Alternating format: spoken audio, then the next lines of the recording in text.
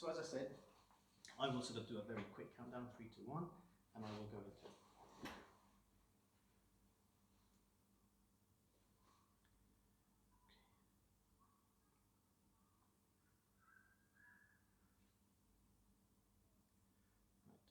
Right. 3, 2, 1. A very warm welcome back to the Chef JKP podcast, and today we've got an incredible treat for you. We have the one and only Samantha Wood, who is an award-winning food writer. Samantha, thank you for coming in today. Thank you for inviting me, James. Now, I think we've got a lot to learn and understand, and it's going to be really, really amazing to get lots of your insights. Now, people normally know you as Food Diva, but before that, you were in corporate hospitality and PR. But what was the whole journey from you going from that to then becoming a food critic? Okay, we'll take a step back, I guess. I'm half Greek Cypriot, born in Cyprus to a Cypriot mother and a British father, Welsh actually, and grew up, did most of my schooling in Cyprus, even though we had a stint in the Caribbean and in the UK in between. And I then left for the UK to studied fashion design actually, bizarrely. Worked in London for 5 years in fashion PR, and then had enough of London and the weather, had come to Dubai on holiday, and this is 22 years ago now, and fell in love with it. Tax-free salaries was an attraction at the time, and decided to move here on the back of having sent off a few CVs to PR companies. And I had a job offer, actually I had 2 job offers for 2 different PR consultancies, working on hospitality PR. So that was my inroad into hospitality PR, even though I have to say my parents are both hoteliers. So I grew up in a family of hoteliers. My granddad was also a hotelier actually, but I always swore I would never work in that industry because my dad was a GM, and as you well know, you really don't see much of your family when you're working in a hotel. So I really didn't want to work in operations, but anyhow, ended up working here in hospitality PR. For 2 different PR agencies on different hospitality accounts, and then I left to freelance and was offered a job working for Hilton to look after initially their marketing in the region, and then a more senior corporate comms role looking after Middle East and Africa. So I worked with them for 7 years and left in 2010, exactly, pretty much probably to the day, I'd have to double check it, 10 years ago. And that was a fantastic experience. I think I had the best of both worlds. You worked in hospitality, but you worked in a corporate setup, so you didn't necessarily have those grueling 24/7 hours you do when you're in operations. Even though we did have to do sort of duty manager stints and roles like that.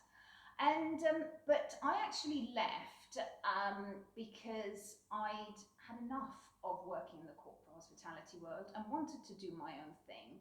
Had always harbored this idea of being a food critic, but I actually didn't leave with that in mind. I just needed a break. I wanted to travel. And my ex-boss, who had actually left before me, and who's been a mentor to me, was a mentor to me then and ever since, said to me, well, listen, Samantha, you've always wanted to do this. Why don't you see what they're doing in the US and think that through? And I knew I didn't want to work for someone else, because here that would have meant essentially working for Time Out, who at the time was the only reviewer that was impartial, that had a no freebies policy. The National came on board as well, and they ran reviews for a while. They don't do that anymore. But I knew that if I worked for someone else, my honesty and integrity would be compromised because of where we live.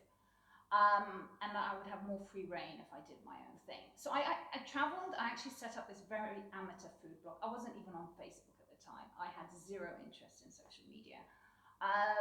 And started this very amateur food blog whilst traveling, just as a way of keeping in touch with my friends, because I wasn't on Facebook. And so they said, well, you won't do something so we can keep in touch And I loved it, and I would literally go back to my hotel room every night and write until 3 o'clock in the morning, and then I'd actually got more enjoyment from writing about the experience actually rather than experiencing it. And so came back here, thought through the business, a model, and I did have a business plan, but I started it very organically, and I was still reliant on PR consultancy as my bread and butter. And I did that for 2 years because FOODIVA wasn't earning to begin with. I was building up the content, obviously before that building the website. And it's just grown organically from there. So I launched that in February 2011, basically. So next year will be 10 years. Initially as the website, and then you had Facebook and Twitter at the time. I mean, Twitter was a real thing then. Actually, there's a bit of a resurgence now with the crisis, I think, in Twitter. But Instagram wasn't around then. And then sort of gradually, obviously, added the other social media channels as they came on board. And where does the name come from? It's a shower moment. It really is. I wanted something that obviously denoted food, but my personality as well, to an extent. I'm not saying I'm a diva, but I didn't want the website to have a traditional food feel to it. And I don't know, I just came up with it literally in the shower, and I thought, right, that's it. That's the name. Amazing. Yeah. So over the past, well, I think one of the most famous stories that's sort of come out from food critics, I remember a long time ago, was when Gordon Ramsay first had his 3-star Michelin restaurant, and he very famously threw out a food critic because he thought it was personal or whatever, and Joan Collins happened to be with him. Now, what I would like to understand from your point of view, and being a food writer and professional food critic, have ever one of your reviews, one of your pieces ever landed you in hot water with either a chef or a restaurateur, for example? Yes, a couple of times actually. Once earlier on, probably a year into writing, where I ran what was an average review in terms of rating. It wasn't that bad. Of an Italian restaurant, an import here. And the chef from the 2-star Michelin at the time in Milan took umbrance to it. And this was at the time when everyone commented on reviews, on actual reviews on websites as opposed to social media. And I'd actually, when I reviewed that restaurant, my dining companion was an Italian chef. I'm always very focused on making sure that, now it tends to be my husband that I review with, but that it's always, if it's not my husband, it's someone that knows that level, the nature of that cuisine or that concept I'm familiar with. Anyway, he took umbrance to it. There was a lot of very bad language left on that comment, and it went viral to the point that it was picked up by I was interviewed by the Daily Telegraph, the Daily Mail. Yeah, you can Google it. It's great bedtime reading one day. And interestingly, the owners of the restaurant here fully supported my review. They actually came out with a very sort of strong PR statement saying, and it's a constructive review, it's FOODIVA's opinion, we respect that, end of story really. Yeah, so sort of 6 weeks later, he apologised and invited me to Milan and all of that, yeah. But I've been back to Milan, but not to the restaurant. And yes, and I have annoyed chefs here as well. And, you know, I think it's part and parcel of the job. I knew that going down this route here was a tricky path, especially because not very many people are actually honest about the dining experience here. I like to think that whilst I'm honest, I'm also very constructive. I will never say I don't like this glass of water. If you're saying that something doesn't appeal, you have to say why at the same time. So it's always constructive, and it's not personal. I don't bring in my personal opinions. I always try and put myself in the shoes of a regular diner. It's part and parcel of the job, and it's just something I have to live with. But I think also what's important for the listeners to understand is whenever you do go to a restaurant and to go and review it, it's not a freebie. You pay the full whack, right? Yeah. I was adamant from day one, and listen, that's not easy when you're starting a new business, and hence why I was reliant on my PR consultancy at the time to insist on paying the bill. But I was adamant that it would be a no freebies impartial policy. So what that means is that I will go in, that the booking is named, is made under an anonymous name. Not my phone number, because obviously phone numbers get attached to names. And I go in and review and pay the bill. Now, at the beginning, I obviously wasn't being recognised.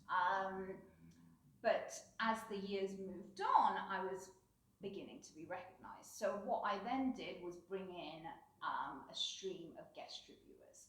So FOODIVA is very much based on new restaurant openings, and I'll tend to know who's heading up front of house, obviously who's the chef. So if I know them, especially if I know them relatively well, I will send a guest reviewer in. Now, sometimes I get it wrong and I'll go in thinking that I won't be recognised, but I am. There are other times where I'll risk it and I'll go in and there are people that I know, but they don't happen to be on duty, so I don't get recognised. It does vary. Now, what the stance that I take now is if I'm recognised, provided I can still pay the bill, and I insist, because sometimes they do try and comp it, but then I say, well, okay, if you comp it, I'm not running the review. So you're actually, and then I'm going to have to send someone else in, so it's just a waste of everyone's time. So let me pay, but I'm honest, and I will state that in the review, that I have been recognized. And if I think it has impacted things, I will mention that. Now, if I'm only recognized at the end, which sometimes happen, it actually doesn't make a difference, because you paid the bill and maybe I'm recognized as I walk out, someone spots me, something like that. Yeah. And now you've been doing this for sort of a number of years. You're also a member of the Food Writers Guild. But what would you say to people, for example, that if they said, look, being a critic is it about writing a good article for publicity, or in actual fact, is it about telling the truth or the hard truth to the guests and the chef? Yeah, I treat it sort of two ways of looking at it. Firstly, I'm representing the consumer, the diner, the customer. I'm not representing the restaurant. So yes, I do have industry people like yourself that follow me because you're intrigued, you want to know what's happening in town. And yes, and you would dine out yourself as a customer. But I'm there to give my readers an update of what's happening in town, and to review restaurants that I feel they might be interested in, and for them to base their decision on whether they want to go or not. So that's sort of one angle at looking at it. And on the other side, the way I go in and review is it's almost like a mystery shopper report, but for the consumer. So I rate on 6 parameters, and they're all equal. Food is not rated more than, let's say, service. So you have food, you have service, you have location, you have interior, you have price point, and I've missed one out now. That's okay. But from all of those, which one do you think it's the value of money, actually? Right. Yeah. But which one for you? Because for me, it sounds like a Michelin inspector going in. But what do you think the consumer is from those 6 pillars? What's the most important thing for the guests?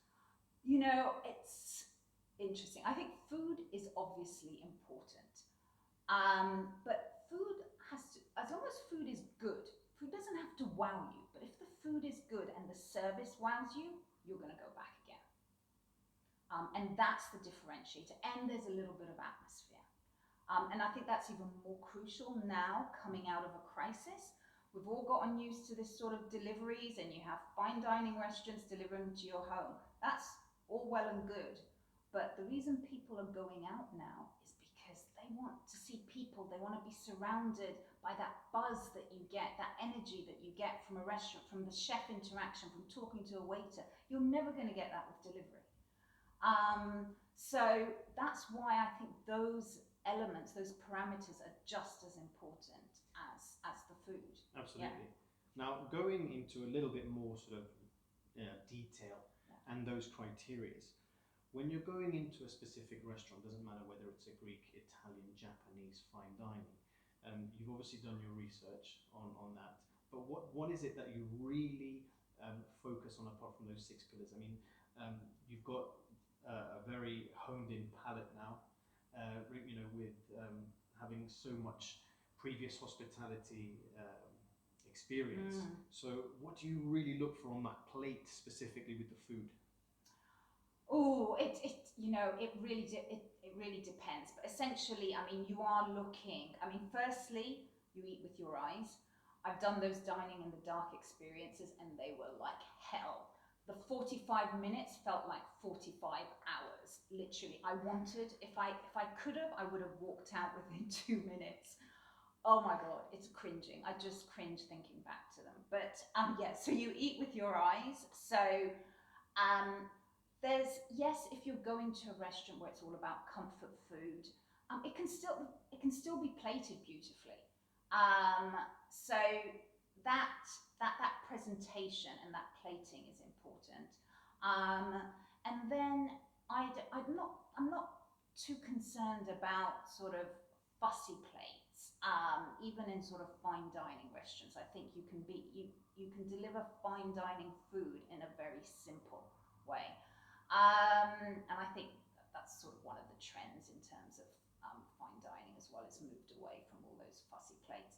And then you're looking at its flavour, its texture.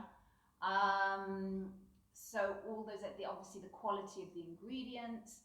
I like ingredients to shine. I like to taste those ingredients. I love second guessing what an ingredient is in a dish. So you might get a little hint of something, like whether it's saffron or rose water or something, and just being able to pick that up.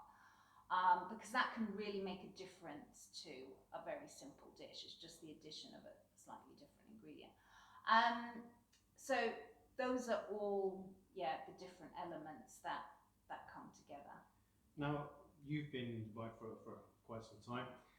One of the main conversations that I keep hearing, and I'm sure you've sort of experienced this a lot more than I have, is the amount of restaurants that there are within Dubai. I mean, it's just, I think nearly 12,000, and let's not count the ones that have shut down. What would you say to you know, the chefs in particular who want to stand out? Is it more about just the food? Is it about ambience, or is it just about presentation? I think it's all. I go back to what I said earlier. The food is important. I think changing your menus quite regularly is a good, and actually that's, again, maybe a silver lining from the crisis. We're actually beginning to also see reduced menus. Yes, yeah. I think, there's lots of silver linings to this crisis. Unfortunately, probably more, not as many silver linings as there are negative linings. But essentially, I think that's really important. A reduced menu, but perhaps a more flexible menu that you change. And there's not much here based on seasonality, because we import left, right and centre from every country in the world. But I think being able to say, okay, I'm going to just import perhaps from this country where you need to, if you're not using locally sourced produce, and base your seasonality on that, and therefore change your menu every 3 months. I think that's important. But all elements, I do firmly believe that the front of house manager needs to be paid as much as the chef. I think that experience is so important because that's the first customer facing experience. And like I said earlier, provided the food is good, if the front of house service wows you, you're going back because you're going to remember that memorable waiter or that traditional maitre d' that is a dying trend. Yeah. So all those as an owner or an investor of a business, or a chef, if they are the owner and the investor, they need to look at that element as well. And I think that's where you see the really good restaurants shine in this town. Yeah. Great advice. Yeah. Really great advice. Now, talking of memorable things, I'm sure you get this asked a lot, but I would like to know, what would be your most memorable meal? I'm going to have two. I'm going to pick one here. It's going to be a restaurant because I love dining out. And it's Kubara. Colin Clegg, who I think is one of Dubai's most talented chefs, he created what could be described as a Middle Eastern version of Zuma. He came from Zuma, like a lot of chefs here have. But what I loved about it, it didn't work because of the location. I actually did shed a tear when it closed down because I knew they weren't going to reopen, even though they were planning to. It really elevates Middle Eastern cuisine. You know, one thing I feel very strongly about here is that cuisine is underrepresented. Yes, you have shawarma joints and you have lots of sort of traditional Lebanese restaurants. But when it comes to broader Middle Eastern cuisine, we don't have much representation here on a licensed fine dining level. And I think that's really sad because when a tourist comes here, those are the restaurants they should be going for. Why would you come here and eat at an Italian restaurant, or eat at a French restaurant or Japanese?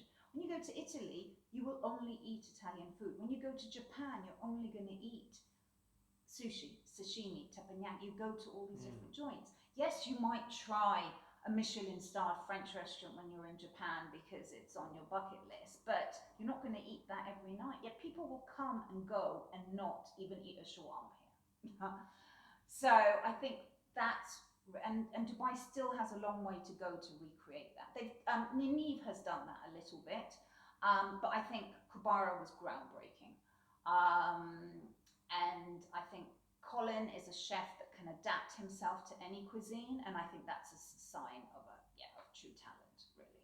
Yeah. And they got the atmosphere there as well. I didn't have an issue with the location at Offi, but you walked in there, I mean, they spent a fortune on that interior, which you don't need to do, but they did there. And it was just amazing in so many ways. Yeah, ticked many a box. And what was your second one? Second one, I'm going to pick Gagan, actually. I dined there a year ago, probably a month and a bit before he actually closed it down. And it was literally as he was falling out with his investors. So I did the chef's table experience, which you can't book. You just, you book your book for two. And I booked, it was also my husband's birthday.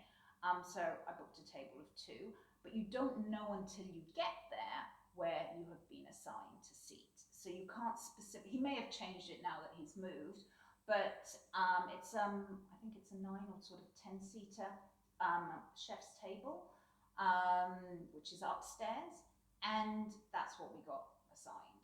Now I had I booked and paid online beforehand. You book, I mean, it's one of those restaurants where you book like whatever 2-3 months in advance. I had interviewed him here before in Dubai. I don't know if there was an element of recognition and anything, so that's why I got the chef's table. But anyhow, he was there that night, and that did, I have to say, that elevated the experience because it was an 18-course, his emoji menu, which I had tried in Dubai when he did the pop-up sort of a couple of years before that. But obviously different doing it there, and it was a much larger menu. But what made that as well, going back to what I said earlier, yes, the food was outstanding, but it was him and his stories. Every dish came with a story, and he's a crazy man, literally. He is a nutter, and I'm sure he'd love to be described like that, actually. But every dish was paired. He's a huge rock fan. He loves the Foo Fighters. They're his personal sort of favorite. Was paired with, so you had wine pairing, but was paired with a different song. So you would love it as a, yeah, with your music background. And my husband is hugely into music. So, and then at the end of the evening, he got up on the table after they were sanitizing everything. It's funny using that word sanitize. I probably would have used the word cleaning before that. Now I'm using sanitize. But he literally got up on table and started shaming his investors, like writing on the walls, and said, "Yeah, no, I mean but it's partly he just doesn't care. So you just get this really, and we were there normally. I got a 9:30 booking because I thought, oh, we're going to be a bit jet lagged in Bangkok. Let's go for the later booking because we'll be on Dubai time. Normally, I think they say 2.5 hours to allow 2.5, 3 hours. 4.5 hours later, we left the restaurant. But that, I didn't even look at my watch. I didn't want to go. We were like, where's the after party? It was luckily our hotel. I booked to the hotel just opposite so we could walk back. So I'm the true foodie. You book the restaurant before you book the hotel. But it was just, and my husband who loves food was like, oh my God, when are we going back again?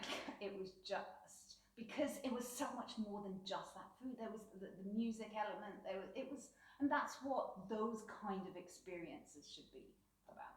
Absolutely. Yeah. Sounds amazing. Yeah, it really, honestly, and I will go, even if he hadn't have moved now to a new restaurant, which obviously will be slightly different, I would, in a heartbeat, go back to that restaurant. Whereas there's not many restaurants of that level that I would go back to, because I think once you've done it, you've ticked it. But the thing is making sure that he's there, because I think that differentiates it. And that would make a difference. Yeah. Right.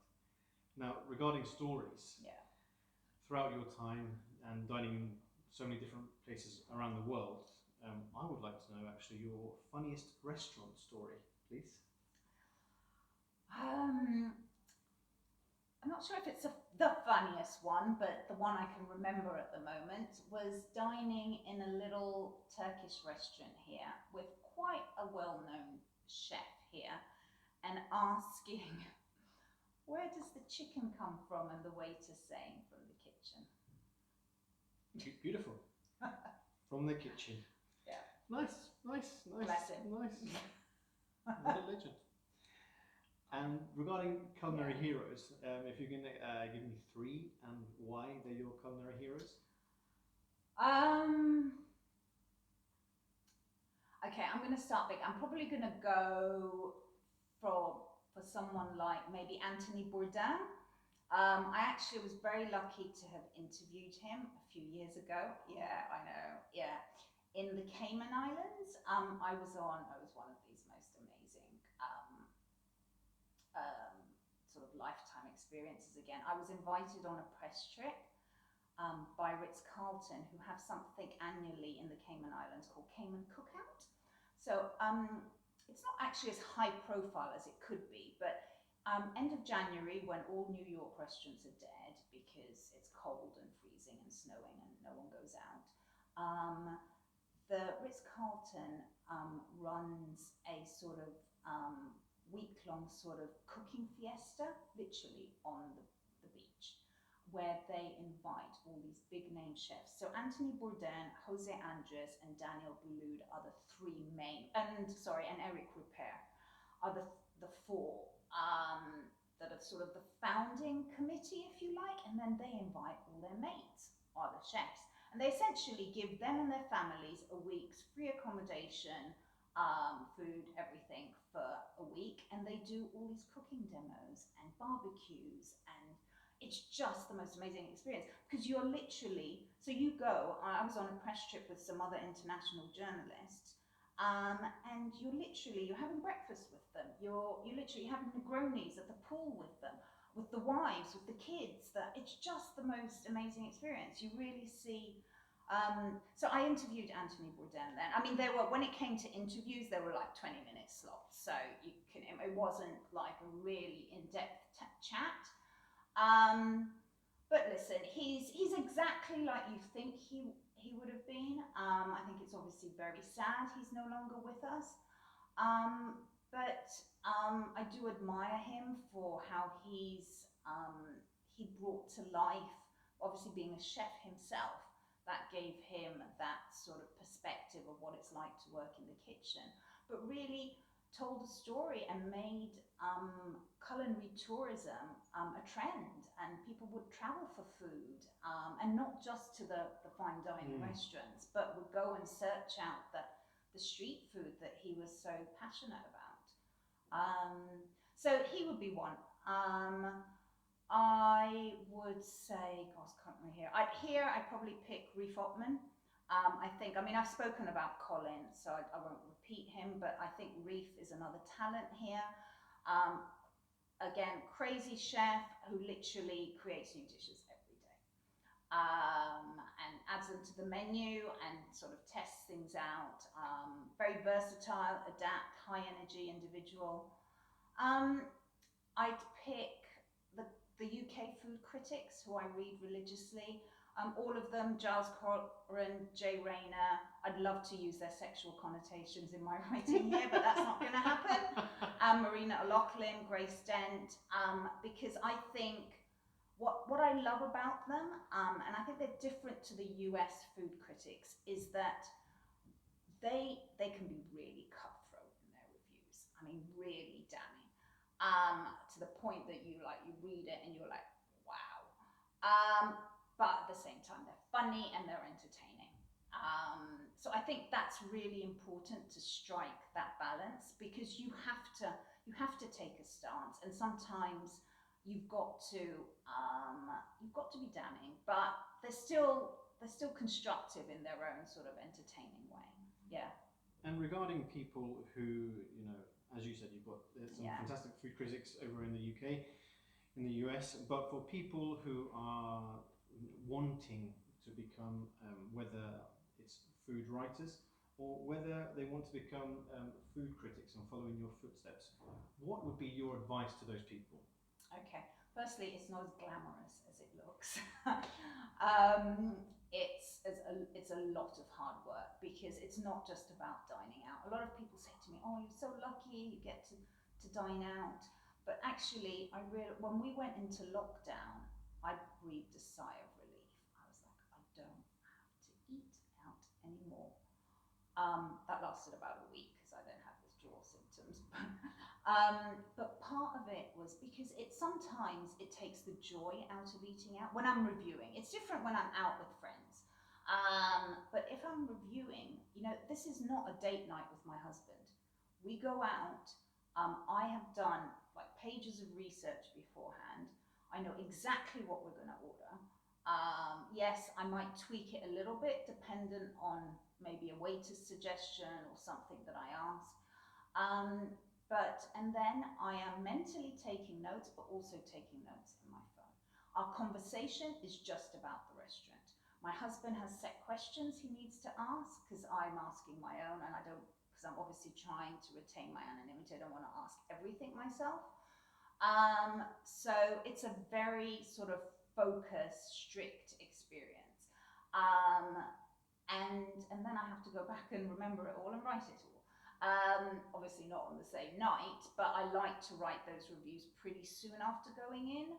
It's lucky that nowadays you can take pictures, and everyone takes pictures, so that doesn't tend to draw attention so much. And they are memory joggers for me as well.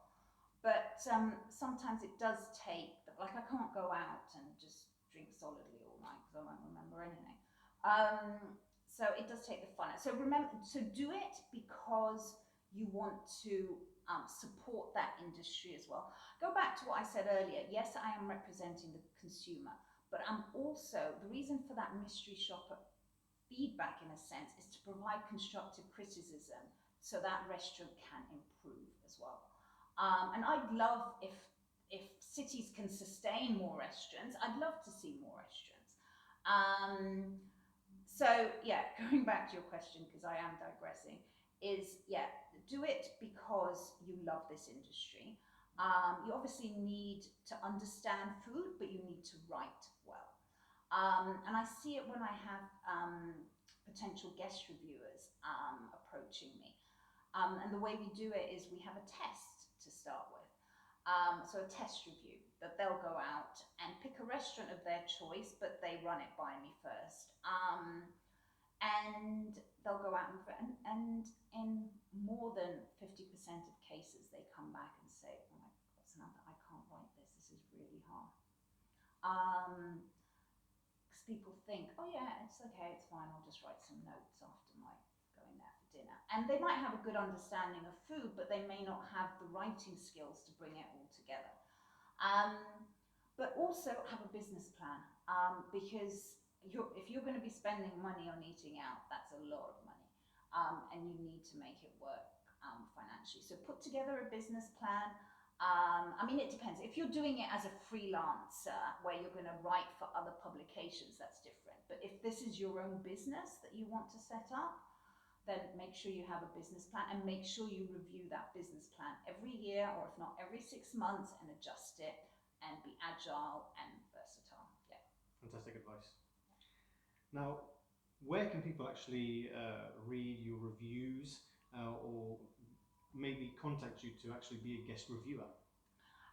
So my website is foodiva.net with one D, FOODIVA.net. I'm on pretty much every social media channel, on Instagram as @foodiva, and Facebook, Twitter, LinkedIn @FOODIVA World, but I'm also on LinkedIn as Samantha Wood. Well, Samantha, we've covered a huge amount, and I've certainly learned a lot, regarding your history before FOODIVA, then you going, becoming a food critic and a writer, discussing getting yourself into a little bit of hot water, which comes with the territory, then talking about all things writing, then the 6 pillars of how you're judging restaurants, memorable meals, which are fantastic, then funniest restaurant story, which is very, very funny, from the kitchen, that's where all chickens are grown, culinary heroes, and then the advice. So I would just like to say, on behalf of the JKP podcast, really thank you very much for your time, and really it's been fantastic to have you here and get a really incredible insight. Oh, thank you, James. I'm honoured. Yeah. Okay, take care.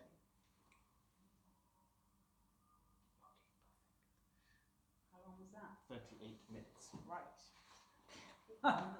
So am I one of these people?